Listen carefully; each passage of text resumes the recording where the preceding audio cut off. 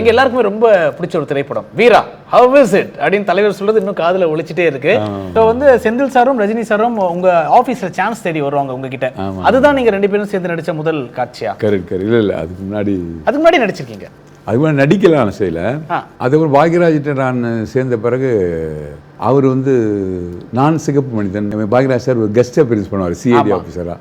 அப்போ நான் அவர் கூடயே தான் இப்போ பாக்யராஜ் போட்டு அவர் நான் தூங்குற வரைக்கும் அவர் தூங்க வச்சு தான் நான் வீட்டுக்கே கிளம்பேன். அந்த மாதிரி பாக்யராஜ் என்னை கூட அப்படியே ஒரு சொந்த பிரதர் மாதிரி வச்சுருந்தார். ஆனால் எங்கே போனாலும் என்னை கூட அழைச்சி போவார். எப்போதும் போய் நீங்கள் ரஜினி சார் கூட ஒரு இது இருக்கா அவரையா சார் அது ஒரு பார்ட்டி. அது லட்சுமி மூவி லட்சுமி ப்ரொடக்ஷன்ஸ்ன்னு நான் ஒரு சின்ன ஸ்டூல் போட்டு அவர் பக்கத்தில் போய் உட்காந்துருந்தேன் நைஸாக. அவருக்கு தெரியுமா தெரியாது. அப்புறம் சிகரெட் குடிப்பியான்னாரு. சார் சிகரெட் குடிப்பேன் சார்.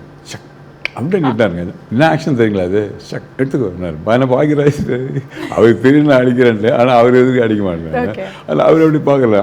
அவரும் பார்க்குறாரு அங்கேருந்து அப்படின்னாரு. டீசெண்டாக ஒன்று உருவிட்டு அவங்க எடுத்து வெளியே போயிட்டு இருந்தாங்க.